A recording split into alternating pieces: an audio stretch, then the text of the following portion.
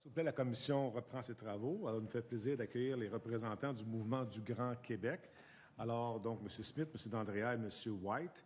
Alors, M. D'Andrea, je pense que vous faites la présentation pour débuter. Oui. Alors, je vous rappelle, vous avez 8 minutes de présentation, puisqu'on aura une période d'échange entre l'ensemble des représentants du mouvement du Grand Québec. Donc, la parole est à vous, s'il vous plaît. Merci. On est très content d'être ici. Mes salutations à tout le monde. Je vais commencer avec une petite histoire. Nous, dans le mouvement, on commence toujours avec une histoire. On va parler de... Il y avait une fois un alpiniste qui s'appelait Don Gusto, un anglo-québécois historique, qui décida de faire de l'alpinisme à Charlevoix, à Via Ferrata. Et pendant son trajet, il trébucha, tombait, et une chance, il avait une corde, il restait suspendu 100 mètres du sol, il regardait en haut, il y avait un autre 100 mètres à grimper, il essayait, il ne pouvait pas. Dans son désespoir, il laisse de côté sa laïcité et décide de prier. « Au secours !» il disait. « Y a-t-il quelqu'un en haut ?»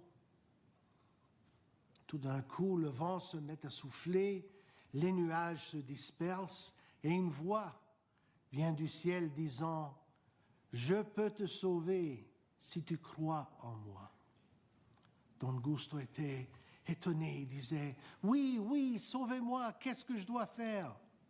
Et la voix répondit « Si tu crois en moi, laisse la corde. » Don Gusto regarde en bas, il regarde en haut, il pense un peu, et puis il répond « Y a-t-il quelqu'un d'autre en haut ?»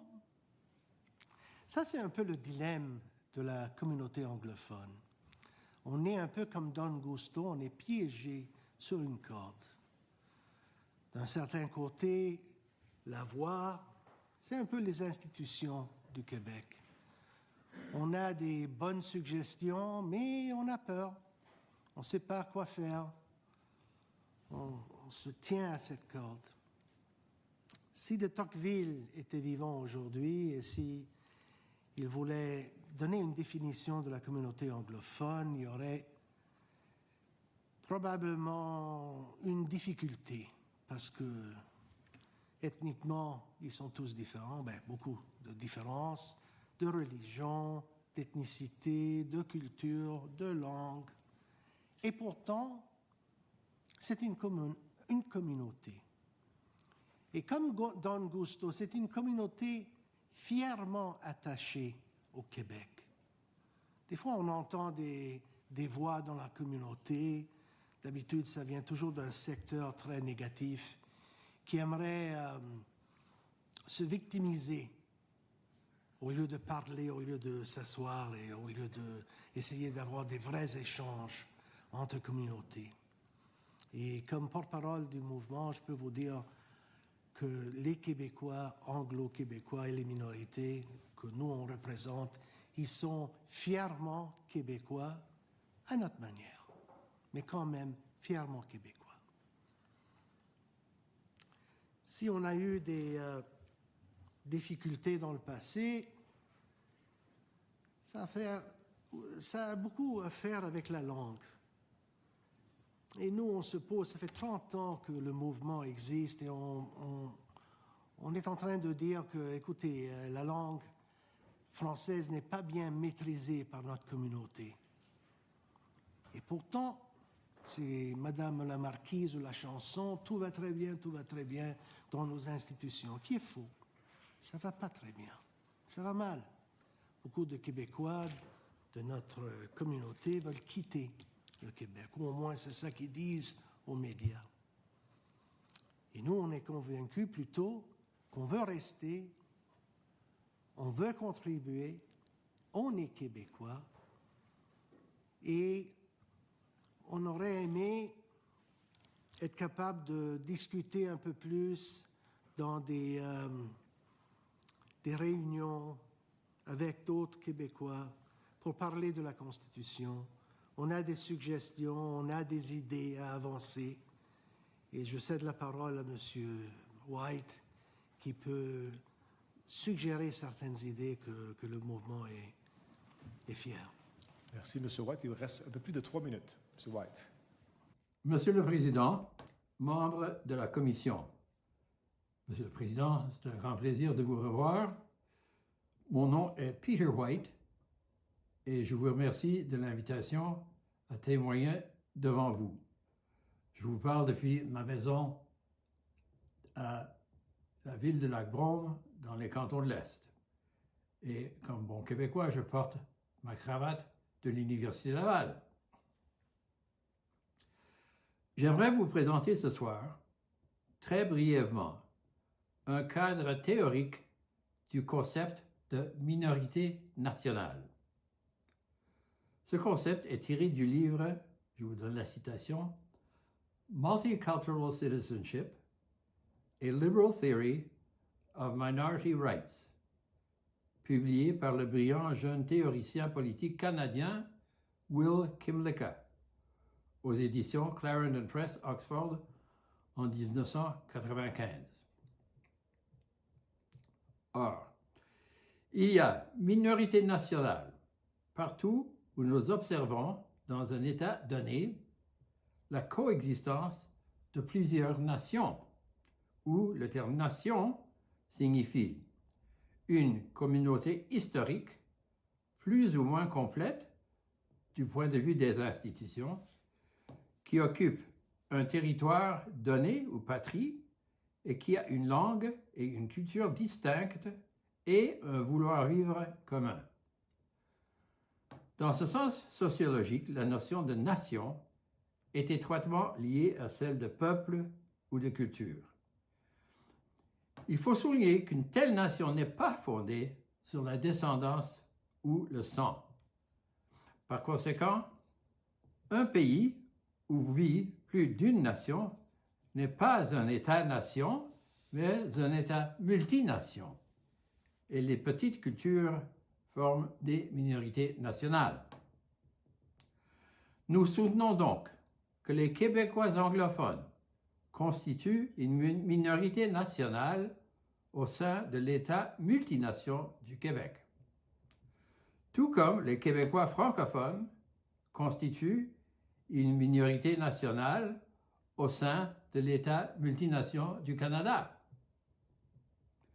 Dans un État multination, la Constitution est, entre autres choses, un contrat entre là où les minorités et la majorité, qui définit les termes qui ont été négociés et sur lesquels les diverses parties se sont entendues dans le but d'établir et de bâtir solidairement l'entreprise ou l'aventure de leur pays. Toutes les parties doivent alors approuver officiellement ces termes. En passant, nous devons toujours nous souvenir que l'Assemblée nationale du Québec n'a jamais officiellement ratifié l'acte de la Constitution 1982 du gouvernement fédéral. Pour se sentir en sécurité au sein d'une culture dominante plus vaste, une minorité nationale a besoin de 5 garanties. Premièrement, la reconnaissance formelle de son existence en tant que minorité nationale légitime au sein de la société dans son ensemble et la reconnaissance formelle de son droit légitime à sa perpétuation culturelle au sein de la communauté majoritaire. Deuxièmement, une définition claire et formelle à laquelle on souscrit la minorité et la majorité des caractéristiques qui distinguent la minorité nationale de la majorité et que la majorité nationale désire préserver et protéger de l'assimilation ou de l'homogénéisation et que la majorité consent à reconnaître et à respecter. Troisièmement, le droit incontestable à s'autogouverner dans les domaines qui la caractérisent essentiellement. Quatrièmement, le droit incontestable d'être représenté dans les institutions de la communauté majoritaire. Et cinquièmement, le droit de veto sur toutes les propositions d'amendement constitutionnel qui pourraient être préjudiciables à toute protection constitutionnelle des droits qu'elle a acquis en tant que minorité nationale. Ou en d'autres termes, le consentement obligatoire de chacune des parties à des modifications contractuelles affectant ses droits ou son statut. Clause normalement en vigueur dans toute forme de contrat. Merci de votre attention et je passe la parole à mon collègue Giuliano D'Andrea. Maintenant, nous sommes rendus à la période d'échange. Alors, merci beaucoup, M. White, M. D'Andrea. Monsieur le ministre, s'il vous plaît, pour une période de 9 minutes. Oui, merci, Monsieur le Président. M. Smith, M. D'Andrea, M. White, bonjour, merci de participer aux travaux de la Commission. À la fin de votre mémoire, je constate que vous indiquez qu'il s'agit d'un pas en avant, donc le projet de loi constitutionnelle 2025. C'est exact? Oh oui, absolument. Ça fait, vous savez, M. Smith et moi-même, on était à Bélanger-Campo quand il y avait la commission jeunesse. Et à cette époque-là, ça fait 35 ans, on parlait d'une constitution québécoise. Et comme représentants de la communauté anglophone, nous, on avait dit, c'est le temps de parler, c'est une bonne idée, on peut s'échanger des idées.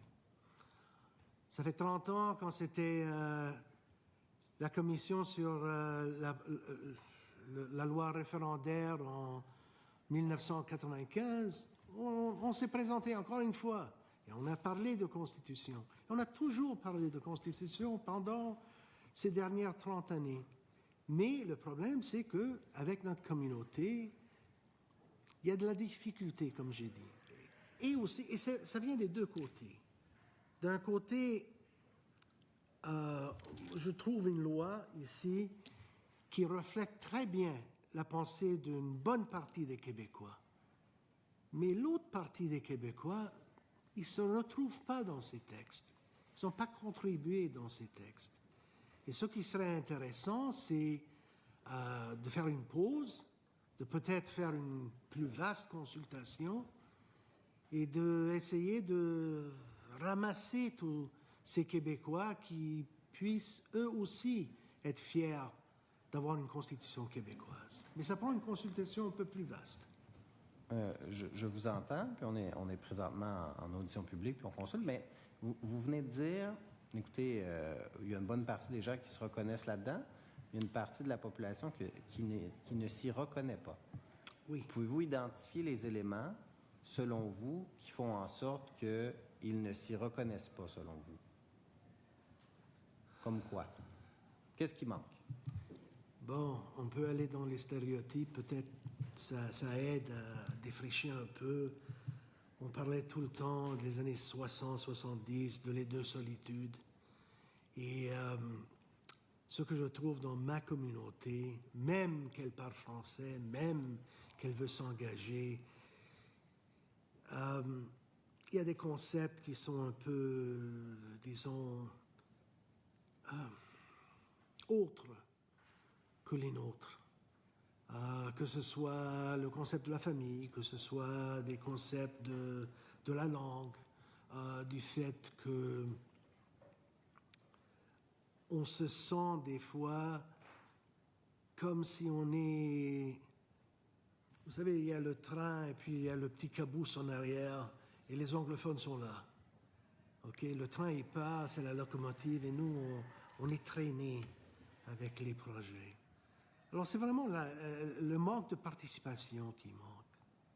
OK, mais même si le sujet, vous savez, même s'il y a des aspects qui sont rassembleurs, que ce soit le droit de la femme, que ce soit la liberté de parole, que ce soit beaucoup de concepts qu'on a, même l'idée fondamentale d'une constitution qui est un contrat social.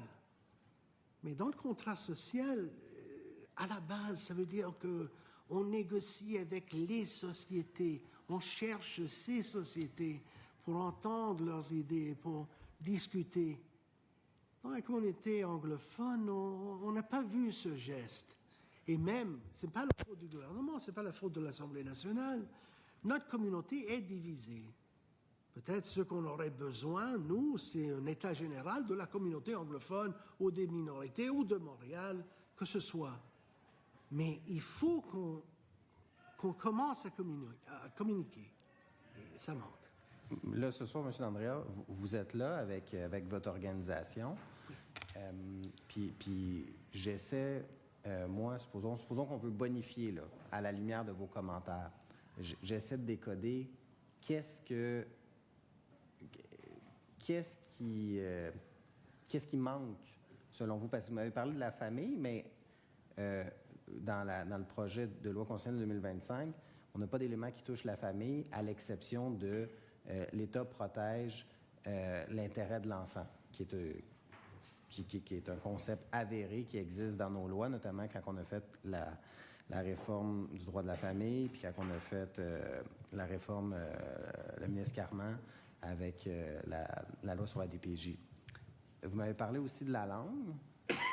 La langue, je lisais dans votre mémoire un passage là, où vous parlez des anglophones dits historiques. Vous avez dit « Le gouvernement a choisi de restreindre délibérément la taille de ce groupe tout en marginalisant par rapport à la majorité francophone, allant même jusqu'à remettre en cause sa légitimité. On pourra en conclure que la population anglophone historique relève d'un groupe exclusif doté de droits protégés définis par la majorité, certes respectés, mais dont les membres ne sont jamais véritablement inclus dans le bassin de la majorité. Dès lors, une fiction se crée, c'est la possession d'une déclaration d'admissibilité plutôt que l'appartenance à une culture ou à une histoire qui devient le véritable critère. Ainsi, même un prince anglais, tel le prince Harry, décidant de s'installer au Québec, se verrait accorder moins de droits que des milliers d'Italiens, de Grecs et d'autres qui ont obtenu cette déclaration et sont dès lors considérés comme anglophones historiques. L'ironie de cette situation aurait de quoi faire sourire si elle n'était pas tout simplement insultante. Ce qui est décrit là, dans le fond, c'est la loi 101. De dire que toutes les personnes qui décident d'immigrer au Québec doivent aller à l'école française. Est-ce que je dois comprendre que vous êtes en désaccord avec la loi 101? Non. OK. Non, c'est pas ça. C'est pas ça. Même si vous lisez notre mémoire, la seule chose qu'on est peut-être en désaccord avec le système d'éducation, c'est qu'on devrait avoir, et nous on a toujours milité, pour des écoles intégrées. Parce que la loi 101 crée, dans une certaine façon, une ségrégation des communautés. On a la communauté anglophone qui a ses écoles, c'est bien. On a la communauté francophone, la majorité, qui a ses écoles. Mais entre les deux, des fois, il n'y a pas assez de contact. Alors imaginez, dans notre situation, on s'imagine que on joue avec nos amis en français, on travaille avec nos amis en français, on peut se marier avec des francophones, mais il faut apprendre dans deux institutions différentes. Quand on pourrait avoir peut-être un projet pilote qui donnerait un système où les deux communautés linguistiques pourraient s'échanger des idées et devenir vraiment des maîtres de la langue française. Et nous, dans la communauté, je veux simplement terminer sur ça, c'est pas assez pour nous d'apprendre le français. Il faut la maîtriser. Parce que si nous, on ne maîtrise pas le français, qu'est-ce qui arrive? On va immigrer. C'est ça le problème. 50 secondes, Monsieur le ministre.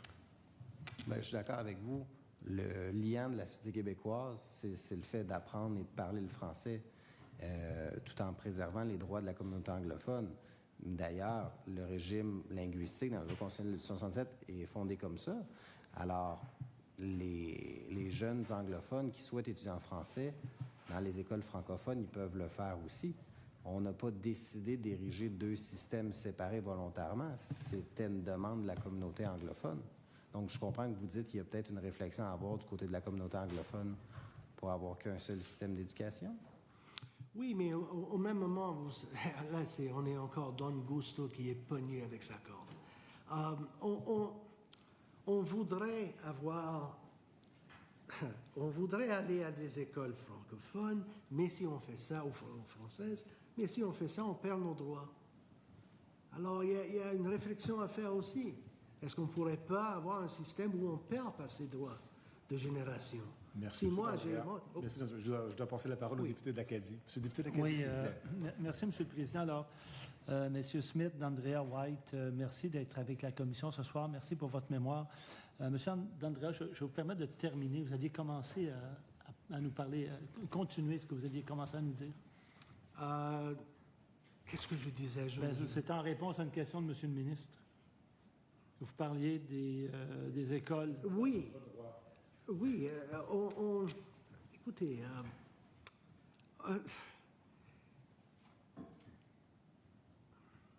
moi, je suis allé à l'école anglophone. J'ai commencé pendant la crise de Saint-Léonard. Et à Saint-Léonard, on avait des écoles bilingues avant la crise. Et on a fermé ça. Ce qui est arrivé, c'est que parce qu'il y avait ces tensions, on a éliminé les écoles bilingues et on a fait des écoles anglaises et françaises, disons. Et nous, comme communauté italienne, on est allé vers les écoles anglaises, pas parce qu'on ne voulait pas apprendre le français. On nous avait même menti, on nous disait à ma mère et mon père, ne vous en faites pas, ils vont apprendre le français. La réalité, c'est que ceux qui sont sortis du système, des fois, ils parlent le français comme des vaches espagnoles. Je m'excuse, mais c'est la réalité. Et quand on se pose la question, pourquoi tous ces Québécois ont quitté le Québec? C'est parce qu'ils ne sont pas capables de se dénicher un travail en français ici au Québec, parce qu'on n'a jamais valorisé l'apprentissage du français à un niveau d'expertise. Dans les communautés, dans tout le monde, quand on a une minorité, la première chose que les parents disent aux enfants, c'est « Hey, c'est pas assez que toi, tu es égal à l'autre, tu dois être supérieur à l'autre. Parce que tu es un disons, québécois ou canadien ou quelque chose d'autre. » Alors, dans notre communauté, on devait faire ça. On ne l'a pas fait. Et nous, on préconisait des écoles, peut-être même pas comme on ne voulait pas vraiment pousser l'idée en réalité des écoles intégrées. Mais on voulait au moins avoir le débat, avoir cette utopie, cette manière de penser que peut-être un Québécois, il peut jouer ensemble dans la même école et sans tomber dans, comme le ministre suggérait, ben oui, mais vous pouvez aller à l'école française. Je sais qu'on peut aller à l'école française, mais les minorités, ils ne veulent pas perdre ces droits qu'ils ont. Monsieur D'Andrea, je comprends que votre organisme, Mouvement du Grand Québec, vous n'êtes pas contre une constitution québécoise. Non. Si il y avait eu une commission transpartisane avant qu'on ait un texte de loi là, qui ait consulté les gens au Québec sur un plus grand nombre, est-ce que c'est quelque chose que votre communauté, votre mouvement aurait apprécié? Absolument. Absolument. C'était ça qu'on cherchait pendant des années. Parce qu'on se comprend qu'une constitution, c'est avant tout un document, vous l'avez mentionné, c'est un contrat, mais c'est un contrat du peuple par le peuple. Oui. Pas un contrat du gouvernement. Non. D'accord. Donc, c'est un élément qui aurait en fait aidé à légitimiser l'action gouvernementale. Oui, absolument. Et ça aurait légitimisé aussi la Constitution. Vous savez, dans le mémoire, j'ai parlé un peu de Rocky Balboa. Bon, Rocky Balboa est qui? Bon, c'est un petit Italien de Philadelphie qui devient champion plus tard. Mais il n'est pas italo-américain, il est américain, il se sent américain. Et c'est la même chose pour nous. On est québécois, il faut se sentir québécois. Même si nos origines, on peut être fier de nos origines. Mais à la fin, on est québécois. Et c'est pas qu'on cherche aux autres de nous dire « Oui, oui, vous êtes québécois ». On veut assumer. On veut prendre notre place. Je vous remercie. Dans le texte que nous avons, il y a un considérant qui dit que l'État du Québec entend poursuivre cet objectif dans le respect des institutions de la communauté québécoise d'expression anglaise. On ne retrouve rien qui touche la communauté anglaise par la suite dans le document. Et on parle du respect des institutions. On ne parle pas du respect de la communauté, on parle des institutions de la communauté. Comment vous avez reçu ça?